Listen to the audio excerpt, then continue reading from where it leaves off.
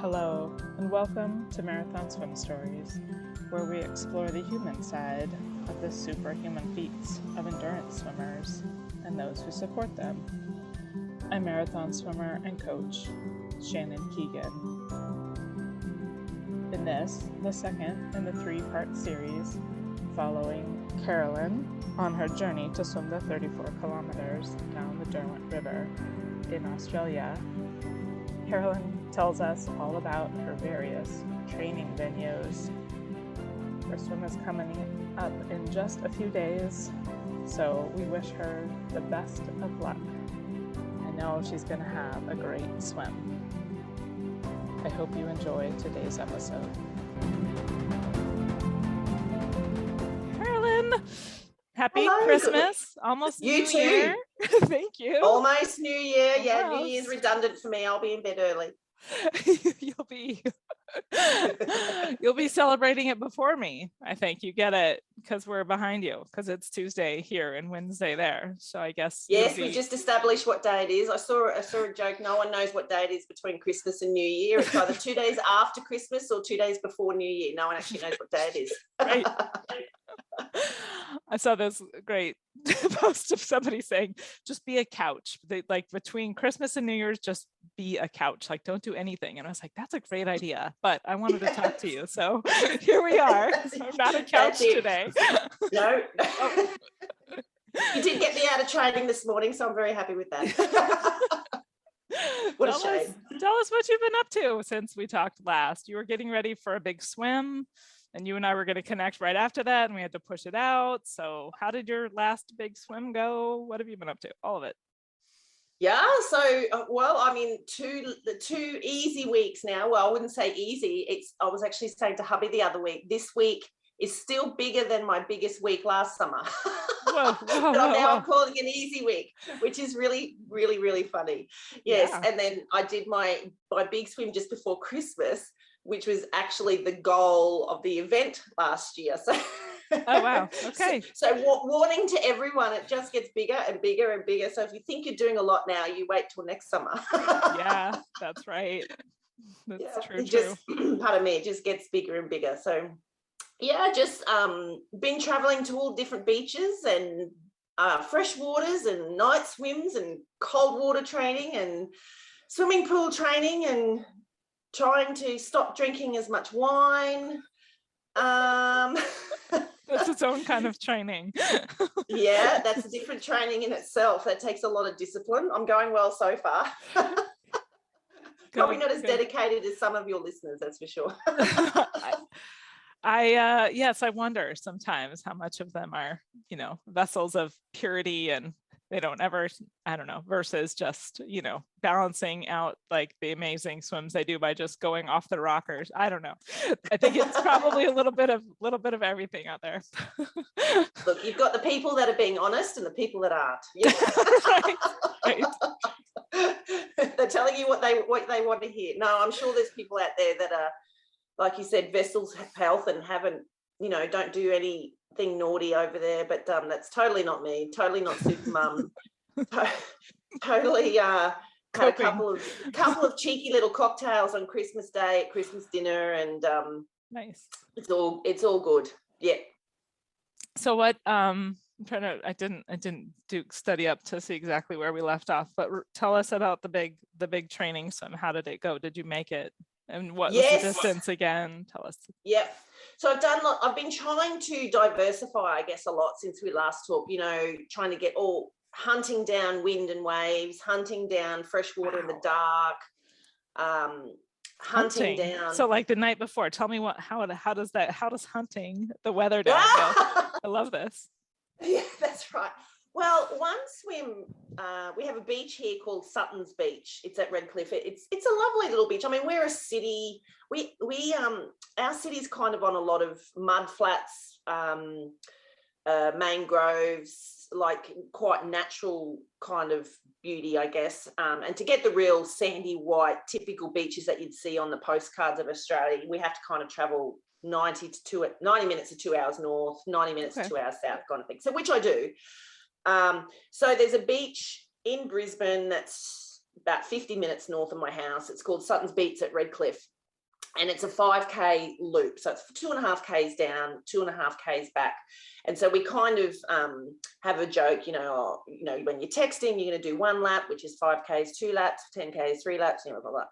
Anyway, so normally I do 2 laps, and that's 10 kilometers. So someone said, there's going to be a little bit of chop because there was a northerly and the tide's coming in, the chop's kind of going over the top. Let's give that a crack. All right. So we got in, and the water here, is so warm at the moment. Like, it's just right? Cold water training is a disaster.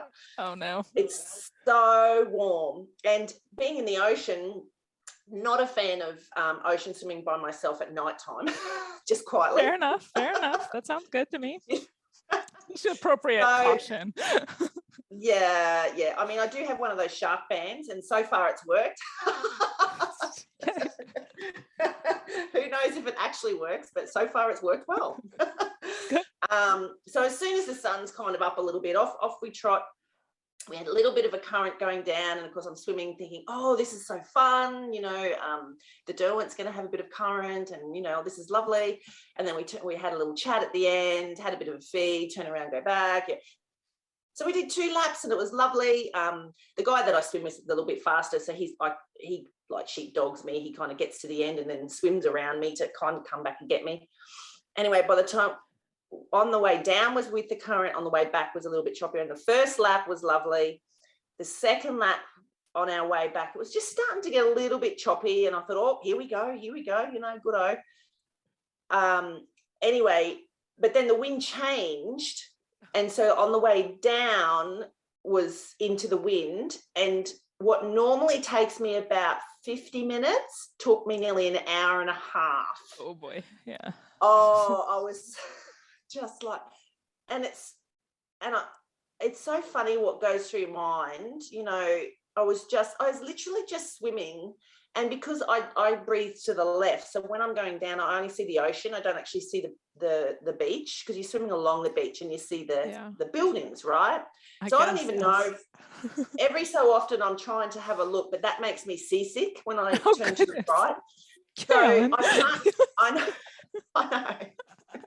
Oh, we need to talk about seasickness too. Yes. Anyway, so every time I look to the right, I get a little bit seasick. So I'm like, right, I can't look to the right, but my Garmin buzzes every 500 meters.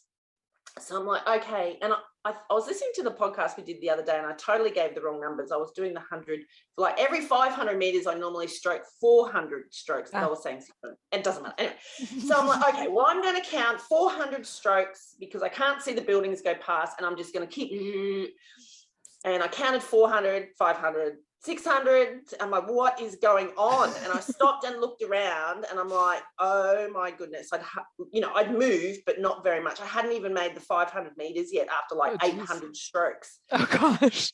But it was like, because we were talking, when you get desperate, we count strokes, right? But I was just desperate to move. And it's so good for me. It's, and I just think I'm going to get there eventually, surely I'm going to get there eventually, And normally we have a feed at the end, every half an hour. And of course I had to have a feed halfway. Because like, I'm starving.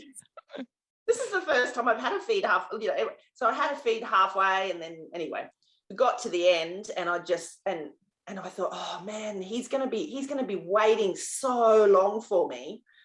Anyway, he got there, and I said, oh, have you been waiting long? And he said, oh, a little bit. And he said, but I wasn't coming back to sheepdog you because I wasn't going back. You know what I mean? Yeah. So he said he was going to do a kilometre easy, and then a kilometre sprint, and then 500 metres easy, like to make the 2.5K lap. And he said that he couldn't get any extra speed up. Oh, really? Anyways, but then the good news is we turned around and we were back within 29 minutes. Oh my gosh! Wow. So I was literally like, it was lovely. I'm like, oh, hopefully this is what the Derwent's like. Yeah. So we got back fast, and then we kind of got out, and that test of when you stand up and, okay, how are we feeling, body check, and I was all right, and I got dressed, and we had coffee and went home and had a nap, woke up feeling fine. But I think the water here, the ocean here, is just so hot at the moment, and because I was swimming in the sun, and I think I was just completely heat stroke. Oh no. And my body wasn't sore at all, but I tell you what, it took me a good 3 or 4 days to get over it. Oh wow. And what was the total distance you did for that? Was it? That was 16. Okay. Yeah. Wow. Yeah, because I was cranky because it's a 5K loop. So we get back and we've done 15, and I went to get out, and he's like, no, we've got 1K to go. And I'm like, oh, what? I said, are you kidding me? Like, let's go 500 meters. And it's these people that have to round up. You're like, a round down. If it's less than 0.5, I like it's 15's good. Look, doesn't 15 you round up to 20? Like, anyway, but I was too scared to swim 500 meters that way to fight. Anyway, so I did like a lap. And don't tell him, but the last like 20 meters was my walk up the beach. And then I just casually pressed stop on my garment. He goes, did you do it? Yeah, see? But yeah, it took me 3 or 4 days to get over that. Wow. I was happy with the bot. What's the water temp? You're saying it's hot. What's the temp? Oh, that day, easily 25 degrees. Okay. So that's 77?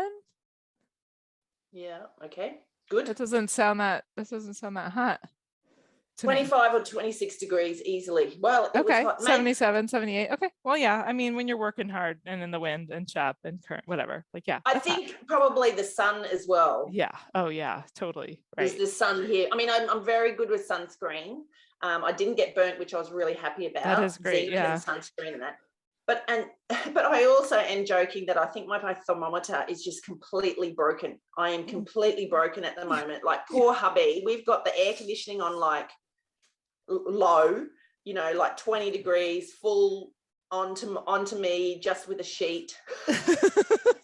I think I'm incredibly broken at the moment with my cold water, cold water training kind of, I guess. But no, it was really hot anyway. We got over that one. So that was the 16. I was quite proud of that one because I'd never done 3 laps before at this place. But it did take a few days. Then the next week was kind of a slower week, but I did less than even I was supposed to, because I just said to coach, I just feel awful. I had headache. I just felt like I couldn't drink enough water. Yeah. I had wow.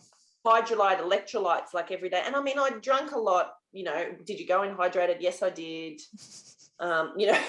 All the stories. I just think it was the sun, and so I think this Derwent swim has completely broken my internal thermometer.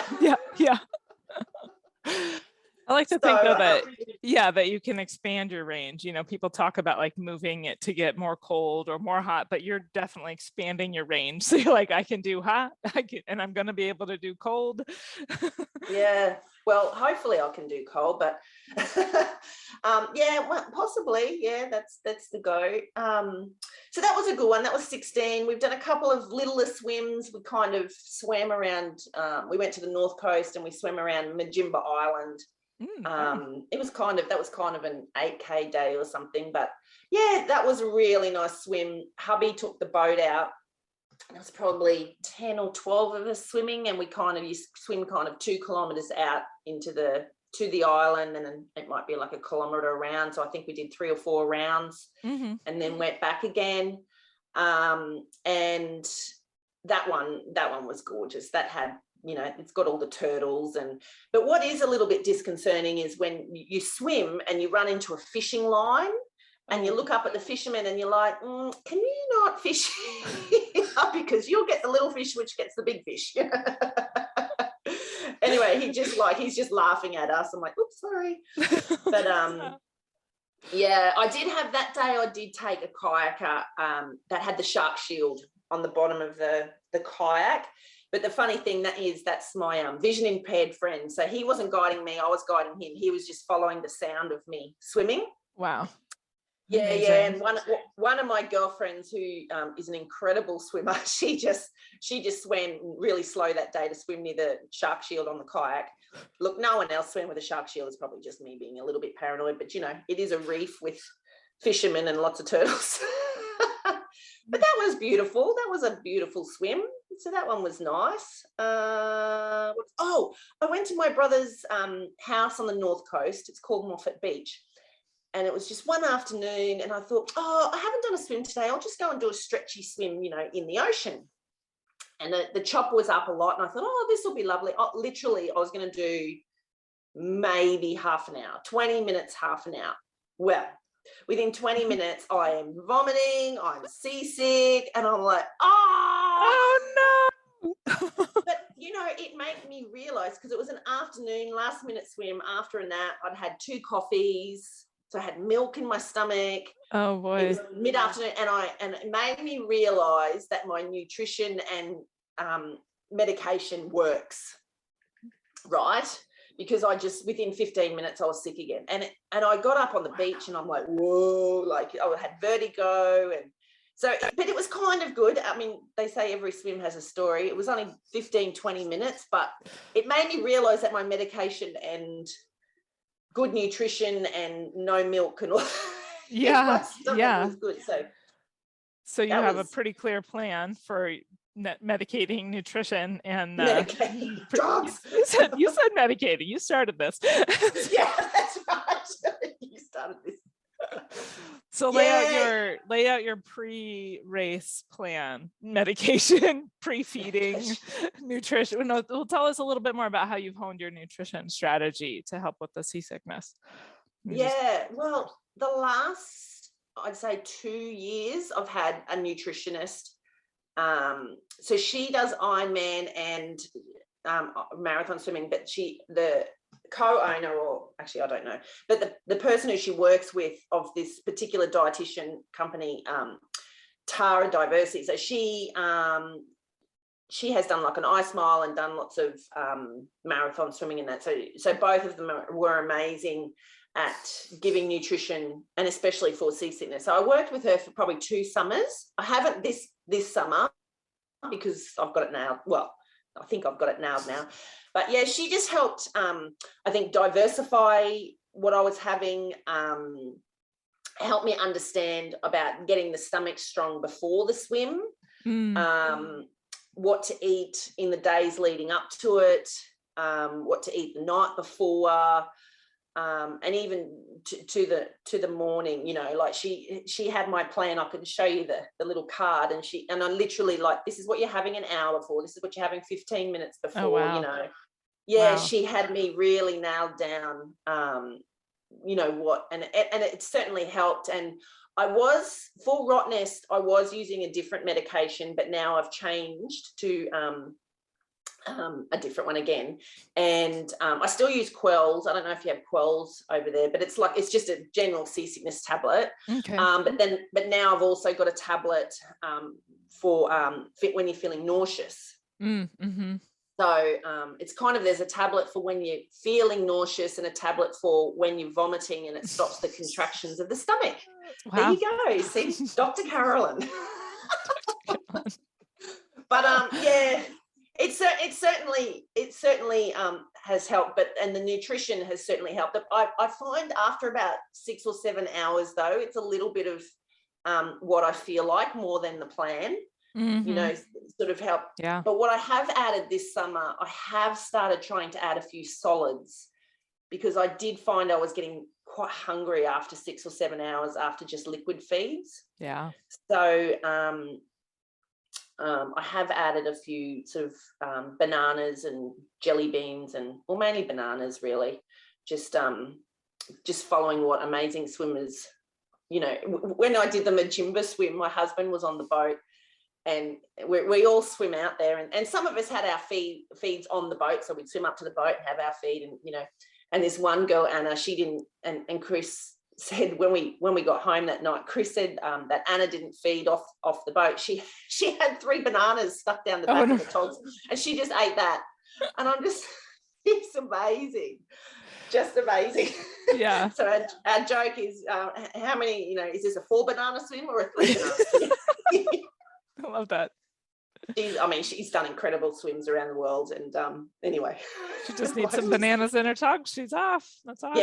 Yeah. So I just have like a quarter. Like, I'm just finding that little bite of a banana is just getting rid of the hunger issue. Yeah. I know the liquid calories are the go, but I don't know. I just feel like that little banana's helped with the. I crave food. I don't know that I could make it 6 hours. I haven't worked with a nutritionist or honed it or ironed it out perfectly, but I just know I like an array of foods on the boat that I can peruse, and I choose ahead. Like for next feed, I want this next, so it's not like I'm looking at a buffet each feed, but I definitely like to have a lot of options on the boat. I can't just do the liquid feeds. It just doesn't cut it for me. That's one thing I learned. What do you eat? Oh gosh, this is your story for one. I'm always learning. Yeah, I don't. Yeah, that's a long story. We'll do that one another time. We'll do that one another day. Righto. We'll need a second. I'm curious about the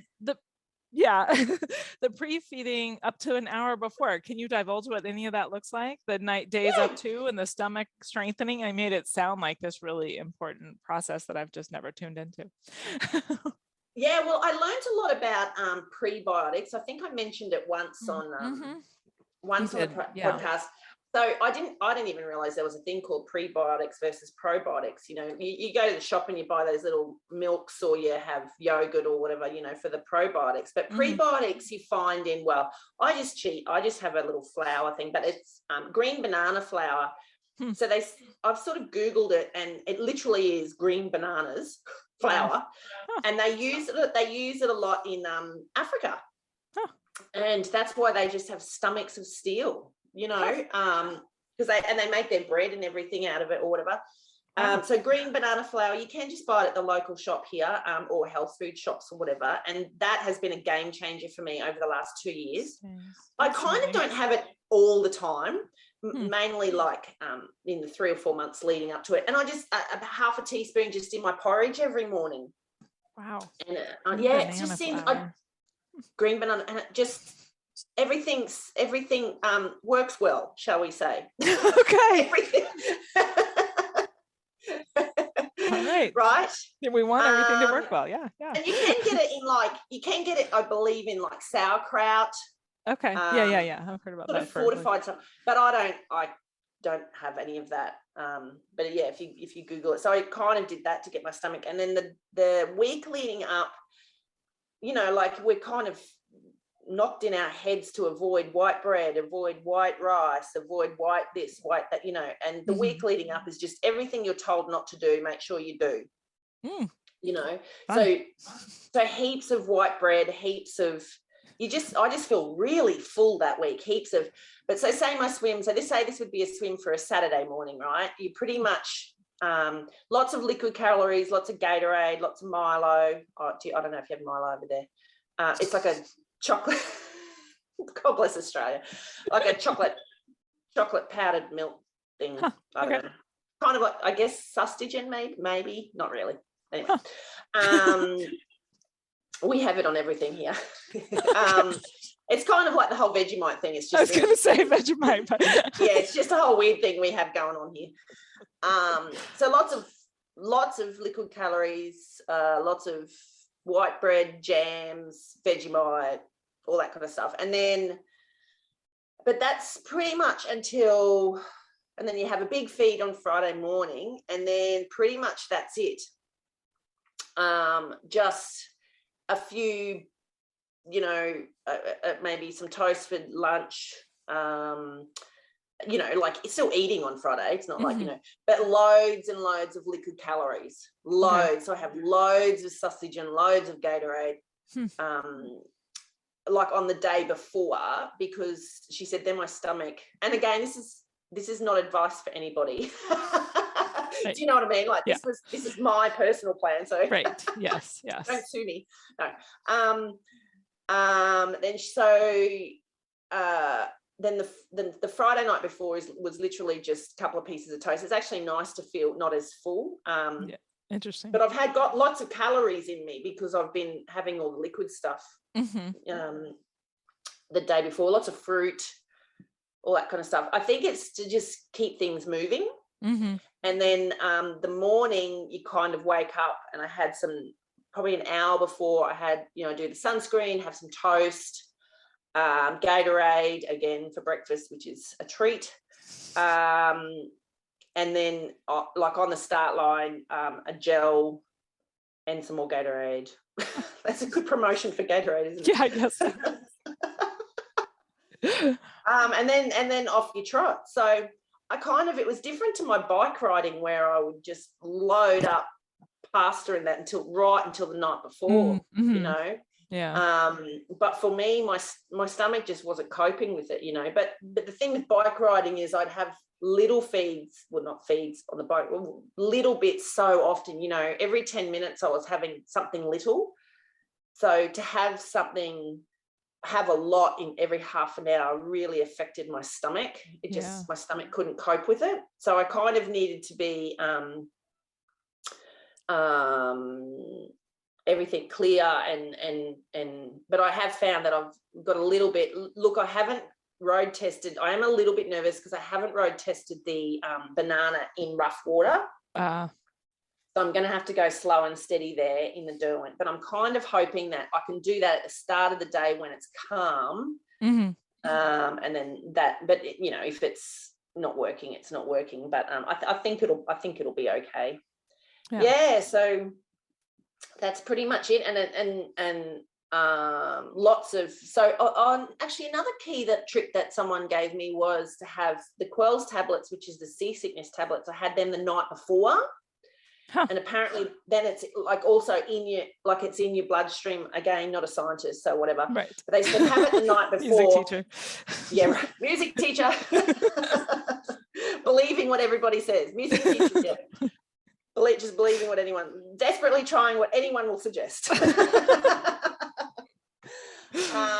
I had my Quells tablets again in the morning, and then religiously throughout the day. I have 2 in the morning, and then you can take up to 2. You can take 2 at a time, but during the day I just have 1, just to keep it kind of ticking over. But I sometimes I feel like, I don't know if it's normal, but sometimes I feel like every feed I'm having some sort of medication. Wow. Well, I kind of do, because then, after 3 hours I'll have my Panadol, just it's like a paracetamol. It's a paracetamol, like if my shoulder's sore or okay. And then by the time I have that if I have a paracetamol because I've got my shoulders sore and I've got a headache, my goggles are too tight or something, then the next feed I'm having my Quells. Loosen your goggles. What's up with me and my goggles, right? Yeah. Don't take some. Yeah. Fix the problem. Loosen the goggles. I think, I've loosened the goggles. Well, yes. No, I'm good with the goggles now though. Okay. I road tested the new goggles yesterday, so they seem to be all good. Good. Yeah, we had the dress rehearsal yesterday, so good. I think no, the goggles. Well, I've only had tinted ones because I only swim in the ocean during the day, right? Yeah. So I've had to find non-tinted goggles. I'm like, oh, look at that, you can see everybody. Well, you have to have the UV, and you have to have the UV here for your eyes. You just have to protect your eyes, So yeah. Anyway, so we road tested the goggles, but anyway, good. And you'll bring the tinted ones to switch when the sun's shining, right? Because towards the end the sun will be out. Yeah, well, I guess so. Well, it's Tasmania, so there's a good chance that it won't be out. Okay, well, bring them just in case. Yeah, that's a good tip, actually. I never thought of that. I had the 2 goggles. Oh, now I need to get road test 3 goggles. Okay. Yes, you do. Have 3 working pairs of goggles on the boat, or 2 on the boat and 1 on your head. I think that's a good policy. Oh, really? Yeah. Bring a swim cap too, just in case. You won't need it, but better have it and not need it, but need it and not have it, as I'm trying to train my kids. Thanks, Mum. I think I know when I've done, I know when I did Great Keppel Island last year, I started swimming and I don't know, I just dick around for like 20 minutes, just the cap and the goggles and and then I settle, and then I'm good to go for 8 hours, right? But I just, that first 15, 20 minutes, I'm just like, cannot get settled. It's like when you go to bed and you wriggle and you wriggle and you wriggle, and then you finally settle, And I remember at the Great Keppel, I swam out to the kayak and I ripped my goggles off and threw it at my husband and said, give me the spare pair of goggles. And he said to me at the end, he goes, oh, this is going to be a long 8 hours. Poor guy. Because there was no boat with that one. It was just him on the kayak. Anyway, I settled. And he knows now that it just... Give her 20 minutes. Just like, no, you get to keep those for an hour and then we can talk. Right? It's like that sometimes. Like he just has to take charge and just eat your feeds quicker. Just swim. Like it's like you need to be okay. And you listen. You just go, okay. It's like you just everything else in your world just goes, and you're just in this survival, tactile, sensory environment, like just any little bubble in your cap or any little, your strap isn't half a centimeter right, you just and then I settle. I think the analogy of like going to sleep, especially with my kids, I can see it too, because they're just like this and then all of a sudden they pass out. But it's true, you just need the time to settle into it, and then you're like, okay, I got this. But it takes a good 20-30 minutes. Absolutely. And as much as I try and get it right on pool deck or on the beach or whatever, I make sure and I'm not a sensory person. Like I'm really not. And I know sensory people because my son is a cut the tags off, like the soft shirts. I know sensory, and I'm not that person. But that first 20 minutes, it's got to be right. Goggles, and we'll start in the dam, and I'll just, I always try and get, everyone's kind of slowly getting in. I'm the first one to go every time because I just know that it just takes a stop and wriggle and stop and wriggle, and then then I feel okay. So I don't know if you can tell me what that is. I don't know if anyone else has that problem. Made me feel not so alone. You're not alone. I don't feel like everybody else does it, but I seem to do it. Like, anyways, but you can just, that's the Carolyn. You get your wiggles out every few minutes, the first 20. Throw a Carolyn. Yeah, that's a good idea. We'll throw a Carolyn we'll make that an Oxford Dictionary for the first 20 minutes. Throw Caroline. But I did so I did the big dam swim, the big freshwater swim that we're talking about. That was my longest one. And so that was fun. So it was I think 3 days before Christmas. Okay. That one. So you just knew, just the Christmas period, you just knew it was going to be fun, right? You just know. So I had my, the big blow toy that you put in the pool, and your wine glasses go in it normally. So we had a few of those, and with mine I put Christmas lights all around it. Nice. And with the battery, and I had tinsel, and one of my triathlon girlfriends who can't, so they're out doing big rides or whatever. So she gave me a little mermaid key ring for good luck. So I stuck that little girl on, and there's a strange thing in this dam. Sometimes we can't find the GPS, so you do actually lose track of your watch of how far you've been. So I knew that it was a 1,500 meter from the start from the feed station to the buoy back to the feed station is 1,500 meters. So I knew I had to do 12 laps, and I'm thinking, well, at 4 o'clock in the morning after I've done 6 laps, because we started at silly o'clock, the alarm went off at midnight again. I thought, how on earth am I going to keep track? So I put pegs on the tinsel. Okay. So every time I came back, I took a peg off and put it on, and sure enough, my watch lost GPS, and I only did, but it came back to old school, the abacus. Yeah, absolutely. Yeah. Yeah, and it was great because it worked well. However, I got to like 8, 9, 10, and I'll tell you, these pegs were getting pelted into there. Like, why are these pegs not going faster?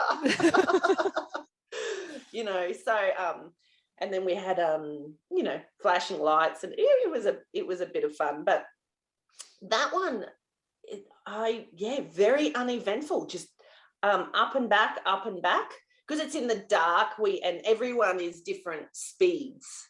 So we like to keep safe. So you pass it, because everyone's different speeds. You're pretty much passing someone every 5-10 minutes, whether they're going one way or, whatever.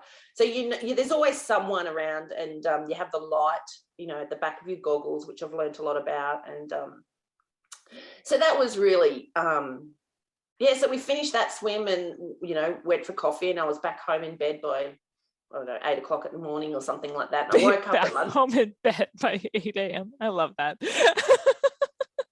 So how long was that one? That was the big freshwater swim. Yeah, so that one was 6.5 hours. Okay. And so it was a time goal versus a distance goal, I guess, because you didn't have accurate GPS. No, it was more a distance, I think. Okay. It's fresh water with no current, so it was just, well, it was 12 peg goal. 12 peg goal accomplished. Check. 12 pegs. The others, I think, so there was a couple. So I think the guy that I train with, I think he got 20 in that day, so he can swim 2Ks more than me, he's that little bit faster. We talked about him. So he knew, and it was good. The pegs were actually good because he knew where I was up to. So that was kind of good. Like when he got back to the feed station, he could count where I was up to. So that's nice. That's nice. Oh, good. Oh, she's got 5 to go. But I was texting my coach a couple of days later, and I felt really good. I was really happy. Yeah, I got out but the next day, and shoulder was fine. I mean, I get sore in the shoulder, my right shoulder, but I think it's a fatigue thing, not an injury thing. I've been doing my exercises that we've been talking about, and you said, thank you. But I think it's a fatigue thing. So I'll be swimming and I'm like, oh, that's a bit sore. So I don't know if you're supposed to, but I'll just change my stroke technique. I might go a little bit wider or something for a couple of minutes, 5 minutes, just to, I guess it's more just stretching it out. I don't know. It's doing the same thing over and over and over again. And if you feel pain and you don't change it, that's probably more of a problem than trying something else. So I think you're on the right track.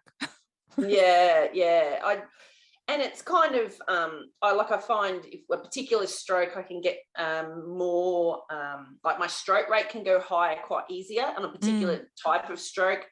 And then I'll need to have a bit of a stretch in the lats, and I'll do sort of the long stroke out the front, and I'll get a nice strong 2-beat kick in for a while. Yeah. If I do the wider stroke, I tend to get a bit higher stroke rate with faster kicking. So, because I've been thinking, I might have to do that a bit more in the colder water just to keep everything moving, as opposed to my nice long pool 2-beat kick noodling along swim. Right. Yeah, but you've got all of those tools in your tool belt, and that is the secret. So you're is well it? on your way. I think so. You've got to have all cool. That's the secret. Build your tool belt up for sure, and it's all, and hopefully you've been building your mental tools too. I think the fact that you can set an alarm and go swim and be home in bed by 8 o'clock is, your mental game is pretty tough. Yeah, I mean the other, I am a teacher in Australia, so I do have 6 weeks off over, so I started holidays on the 10th of December.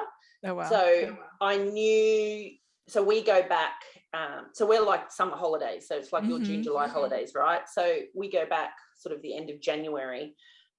So I kind of knew that I can do a couple of these bigger swims in this lead up to Christmas, and it wasn't a fluke, that I finished work, and I don't know how people do it, man, that work full time and do it on a Saturday morning and go home and do the groceries, and I'm not Superwoman. I can't do that.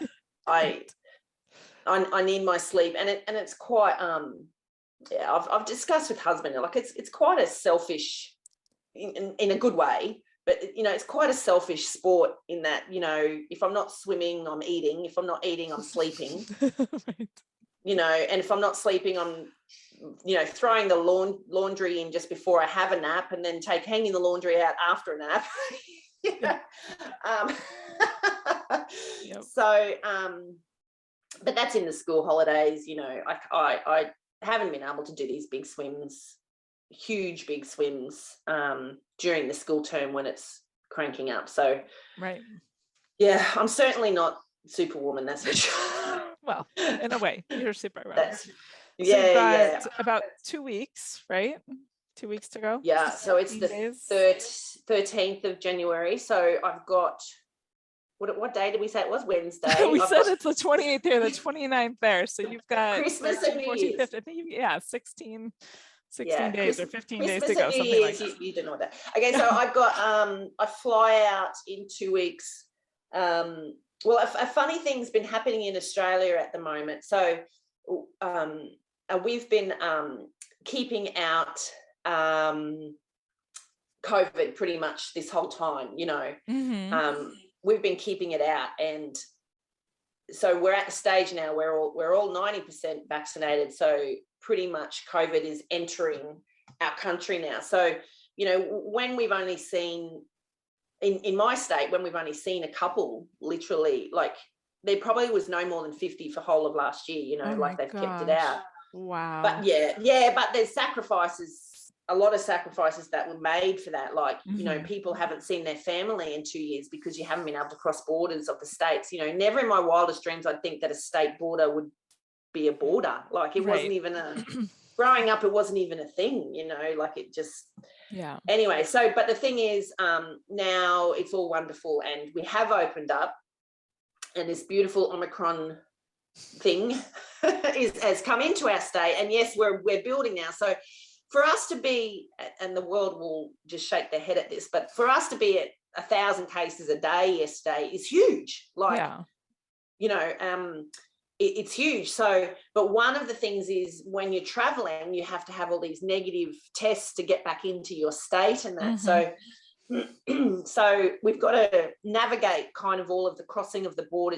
Are you doing that like in America? Like crossing a state border is a big deal? Not a state. No. It's just all open. Yeah. It's all open. Well, and look how that's working. So it's just going around and around. Yeah. Now there is some countries, the country borders the state borders are not maintained. Yeah. So we've kind of been all one country for forever. And but the last 2 years we've been individual states, and it's it's been really strange. So the bad news is, well, we're all vaccinated, 90%. Once they got to 90%, all the borders were open, except for one little stubborn state over in the west, but they'll come on board soon, I'm sure. I'm sure. But so to navigate to get down to Tasmania, so Tasmania and Queensland, Tasmania is the state where the swim is, and I'm in Queensland, and those two states have pretty much been the two states that have been free of COVID. Until now, because we've hit this vaccination rate, and now it's going everywhere. So we're all kind of getting used to. We haven't had to wear masks. We haven't had to. Wow. So it's like kind of like we're 2 years behind now. We're like, oh right, this is what's been going on. So with my swim, I kind of have to navigate border passes, which is just bizarre to even say. It'll be lovely to see family in Tasmania, but I fly out in 2 weeks. So I get there on the Tuesday, I get there, on the Sunday night, and the flights, of course, all get changed. So it's very scary that way too, because I don't know what's happening with the flights, but they keep changing my flight, whether they're consolidating flights or, that doesn't happen here. I don't really know what's going on there, but it's changed 3 times anyway. So every time hopefully you get there Sunday. Hopefully I'll get there Sunday. That's right. Anyway, so and then I'll try and have a couple of swims down there Thursday morning. Okay, so you'll have a good. So what's 4 that days. Wednesday for you? Yeah. Okay. Yeah. So then I do have a grace day of the Friday. If the weather's a little bit better, and then the friend of mine, he's swimming on the Saturday, so I'll be on his boat if all has gone well. So hubby's coming down he is flying down, I think, Tuesday night. So he'll work Tuesday and then fly down Tuesday night. So, yeah, it's a military operation, which normally happens with all these swims, but it's got that sense of, okay, I'm going to have to be flexible here because anything, could happen. If hubby's coming down sort of 48 hours before, but, with everything that's happening in Australia at the moment, I have to contemplate the fact that he might not make it, because he's only coming down 2 days before, and I'm like, I don't know how that'll go. So, but the guy, it's a good thing to ponder, right?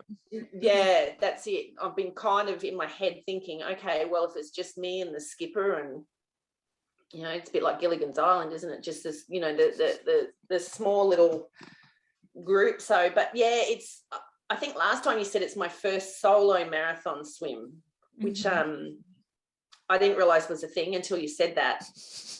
Like, sorry. I thought I'd done solo marathon swims in the events, but then everyone's like, no, this is your first sort of you the boat, and that's it. Yeah. One thing that I haven't got clear in my head, I think I said to hubby last night, I wanted him to think about it, and then he goes, oh no, that'll be easier, is because I breathe the boat, the skipper wants me on the right of the boat. Apparently it can get shallower water on the right, so I can get the current going there, but the boat can't go there, so I have to go straight. And because that made me nervous, I'm like, no, I'm not going away from the boat by myself. Like, I know it's a river, I don't know why. Anyway, I just find it takes so much energy to navigate. I don't want to think about that. I don't want to think about direction, especially in this swim. So hubby's going to still be in the kayak, but of course I breathe to the left and the boat still wants me in the right. So this is the logistics I'm not quite sure of yet, but hubby says it'll be all right. He says, don't worry about it, you just swim. He's good. That's why I'm like, no, you have to be there. So it'll be me, then the kayak, then the boat. Which is fine, which is wonderful, because I don't need to talk to the boat, right? But then do I feed off the kayak, because I'm going to need warm feeds, and the kettle is on the boat. So then does the boat then give the feeds to the kayaker, which then passes it to me, or do I swim over to the boat and get my banana that way? I don't know which one will be easier. That's any suggestions? Yeah. Well, you got it. I guess into Intrepid Water. What will Carolyn do? That's a legitimate concern, and I've seen it all the ways, and I've talked to people who've done all the ways. Like some, if you want warm feeds, obviously if they're on the kayak, they're going to get cold, and your kayak's going to have to go to the boat to get warmer feeds every little bit. So it might be easier to just feed from the boat if they have the facilities and ability to do that, but you're gonna have to work all that out. That's a pre-swim meeting, I'd say, is to figure all that out. Consider your options and be flexible, because it might be like, no, you can't eat off the boat. You're gonna have to eat off the kayak, and then the kayaker's got to figure out how to go get warm feeds from the boat. So well, hubby suggested last night, he just said, because what we normally do in the ocean swims where I don't need warm feeds, is he just has 3 or 4 of my feeds on the kayak, which goes for like an hour and a half, 2 hours or whatever, because he's just following the boat with the navigation, right? And then so every 2 hours, I know that I just have to look after myself for 5-10 minutes while they're swapping out the feeds when they come out. And I'm totally fine with that.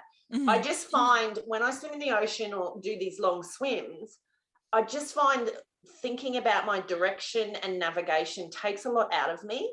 Yeah, I just find it's nice to just have a boat and a kayak and be like in the sandwich. Like just going. Yeah. Well, it'd be easier if I could bilateral breathe now, wouldn't it? Yeah, right? I was going to point that out, but thanks for bringing it up. Yeah, let's not talk about that. Yeah. Okay. Another time. Yeah, that was suggested about 2 years ago and it hasn't happened yet. So, but yes, no, I do need to think about that. Did I tell you about my neck? Tell me about your neck. Did I tell you about my neck? I don't know. Tell me about. You told me about the snorkel becoming an amazing thing for your training in a pool. That's okay. Well, so for everyone listening, it's a happy ending, so don't be concerned. Okay. So I just like to put the thing out there. So I found a huge lump on my neck. Oh no! And we're like, no, what? Like mid-40s lump. We're like, So off I trot to the doctor, and she's like, yeah, it is a little bit unusual. Let's go and get an ultrasound. So I went and got, an ultrasound put on it. And the ultrasound lady, I could see this little smile coming up, and she said, "Oh, you said you're a swimmer." And I said, yeah. She goes, "Oh, I'm a swimmer too," she says. And she goes, "Do you happen to breathe to the left?"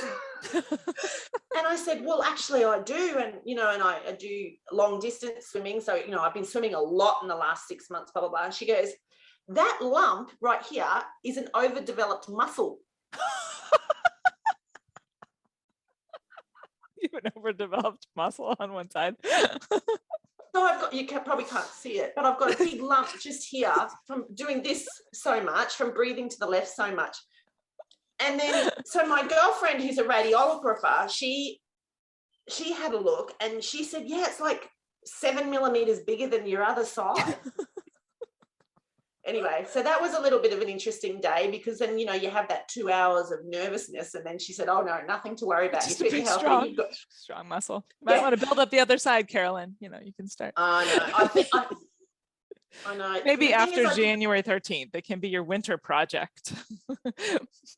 Yeah, that's true. I really need to do that. Yeah. But anyway, so that was interesting. But yes, so the logistics of how we're going to do that is a little bit different. But anyway, I'm not really sure, because they do have, and this will be my first swim with solid feeds as well. So people he's got a cup on a stick. Mm-hmm. Which I've seen a lot of people do, but I've never done that. But hubby did say, "Oh, I can't do that from the kayak, really." Usually I just, do the otter backwards, and he just sort of drops the food in, the tablet or whatever, into my jelly bean, into my mouth or whatever. Yeah. Which only a husband would do. Right. Bless kayakers of the world. Oh goodness, yes, absolutely. Bless their cotton socks. Right. So 2 questions and we'll wrap it up. So what do you feel the most confident about right now, 2 weeks before the swim? I feel the most confident in my team, which is always a cracking one. Mm-hmm. So I know they've got a few swimmers going down this week, actually. So you'll see on their Facebook page, they've got a few going down. And I think the distance, I'm okay with the distance. I think I'm okay with, I really have no concept of the time. But I think after these couple of long swims have really given me confidence. That's great. In the time. Yeah. I think you've done the training. I think you should feel like super strong about your training. The amount that you've been training, it's just amazing. And the kind of conditions and like getting everything in, like I feel like that you should just feel amazing about your training going in. Yeah. I do. I actually, because we talked about sore knees, but I actually really hurt my knee a week ago and I was on crutches, actually. We haven't talked about that. But anyway, that happens. But the only time I feel like my knee wasn't hurting was in the water. Yeah, good. And it's like Christmas Day, I just sat in the pool for 3 hours while everyone just had wines around me on the outside, they're like, you've been in there like 3.5 hours. I'm like, it's the only time that I just feel at peace. Like I just, just all the muscles relax and I wriggle and yeah. Anyway, so the team is probably it. Back to the question, the team, and I'm confident with the distance, I think. Yep. Okay. What are the things you're the most nervous about at this point? I knew you were going to say that. Right. Nervous. I think the chop at the end. So the river is like a right angle. So when you start going down, you get the southerlies that come up from Antarctica. So it's going to be, if you get those winds, it's going to be quite the chop.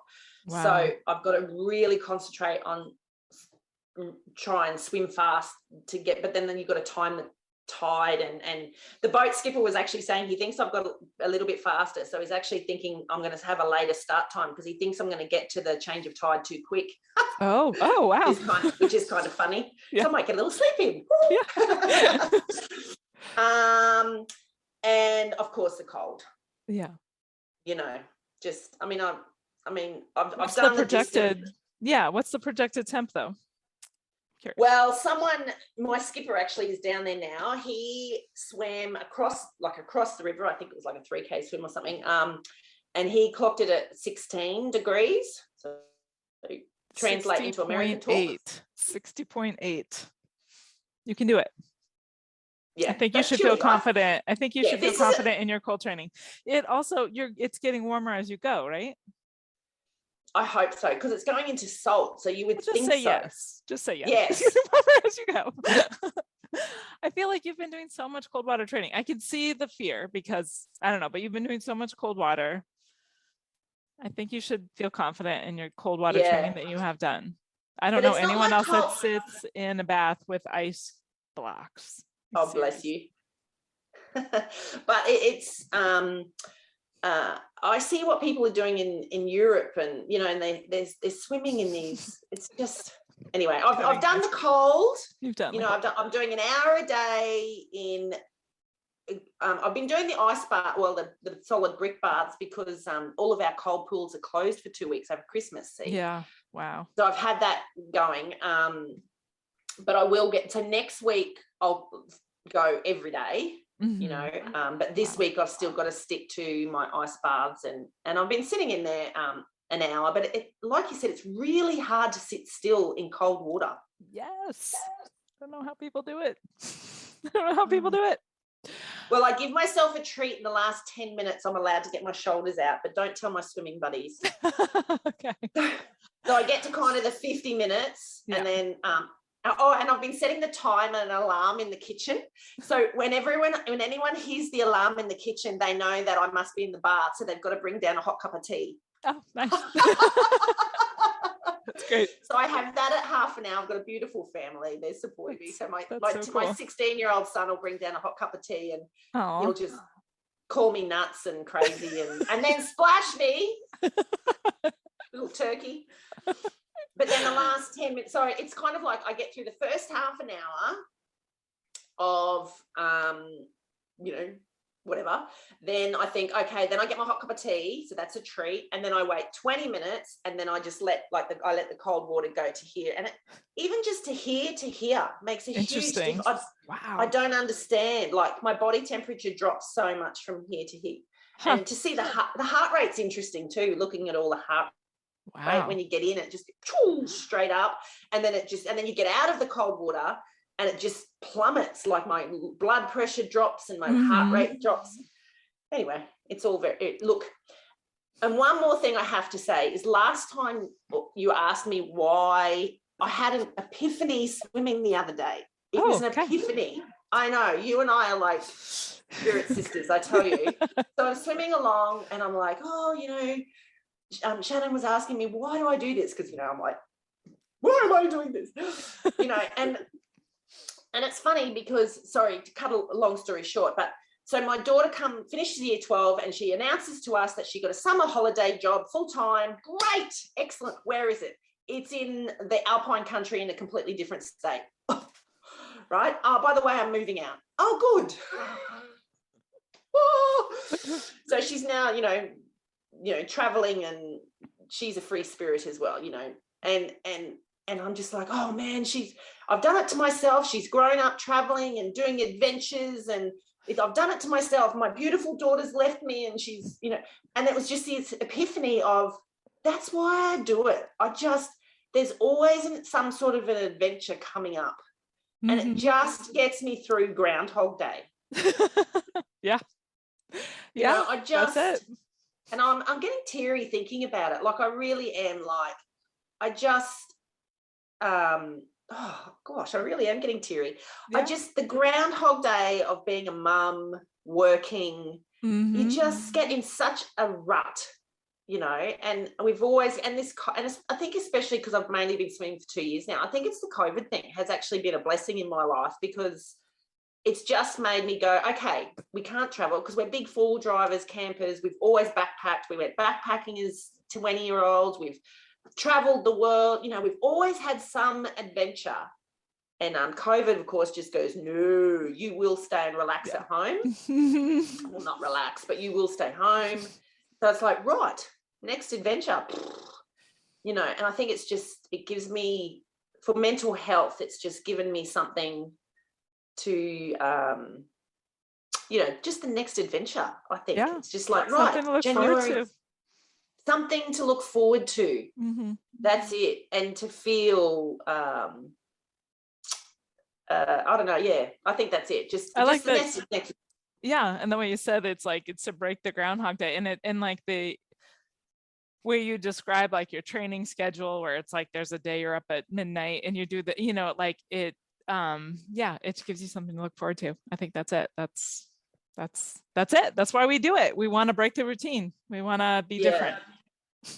Yeah, and I'm very conscious of not talking too much swimming with hubby's over it, of course, but with friends, I really try and listen to everybody else's world and that, but it's just, compartmentalize, and that's swimming, and it just, breaks the groundhog. But it all started with just 1 and 2K a few years ago, and I promise you, I'm far, we get in squad and I'm 3 lanes down from the top and I'm 4th from the back, and I mean there's still 2 or 3 lanes down, but seriously, you're doing it though.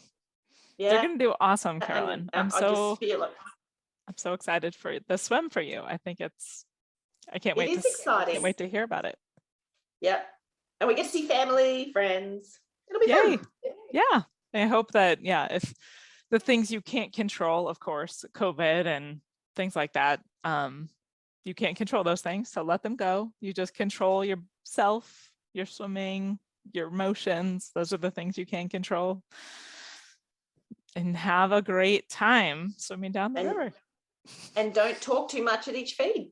Don't talk too much. That's right. Just keep going, because if you stop, you'll get cold. So keep moving.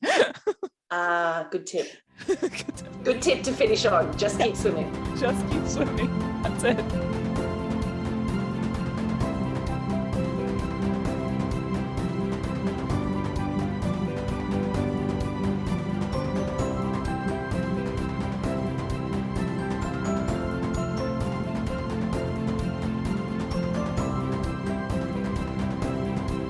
I hope you enjoyed this episode. Have you heard of the Intrepid Water Accountability Group? We'll support and encourage each other on a private chat platform, pursue monthly challenges both in the water and on land, and meet virtually once a month to dive deep on a topic. If you'd like to join a group of like-minded limit pushers from around the globe, join the Intrepid Water Accountability Group. Find out more at intrepidwater.com.